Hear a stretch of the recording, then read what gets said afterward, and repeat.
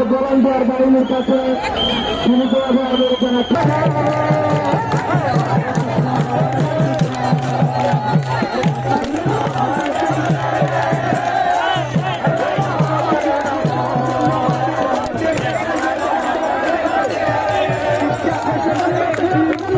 রথযাত্রা ভালোই লাগতেছে, কিন্তু এই তো সব গরমের মধ্যে যে এত সব মানুষ, আমার মনে হয় কি যে একটু যদি ওনারা পানির ব্যবস্থা, যথেষ্ট পরিমাণ পানির ব্যবস্থা ওনারা করেছেন, তারপরেও যদি একটা শৃঙ্খলা বজায় থাকতো তাহলে হয়তো ভালো লাগতো।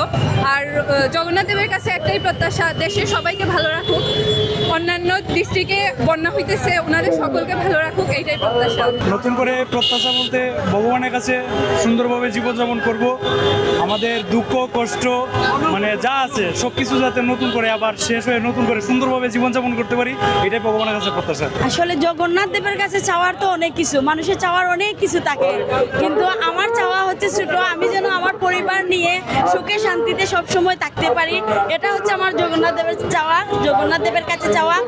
আর দিনটা তো অনেক আনন্দের, এই দিনটা আসার জন্য আমরা এই যে আপনারা দেখতেই পাচ্ছেন কত কত ভক্ত, তো এই দিনটা আসার জন্য আমরা প্রতি বছরই অপেক্ষা করি। আর আমি মনে করি প্রতি বছর এমন একটা সুন্দর দিন আসুক আমাদের জীবনে।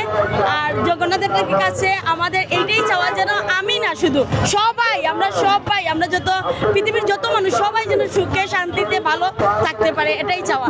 আর প্রতিটা বছর নতুনভাবেই আসে আমাদের জন্য, তো বছরে বছরে সব কিছুই পরিবর্তন হয়। আর এই যে দেখছেন মেলা, এইটা আমাদের 7 দিন যাবৎ চলে, এই মেলা 7 দিন যাবৎ আমরা উপভোগ করি, অনেক কিছু কেনাকাটা করি, অনেক সুন্দর একটা মেলা।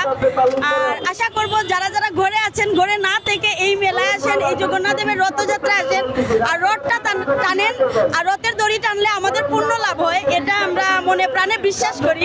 তো সবাই ঘরে থাকবেন না, চলে আসেন জগন্নাথ দেবের এই রথের উৎসবে রথ টানার জন্য।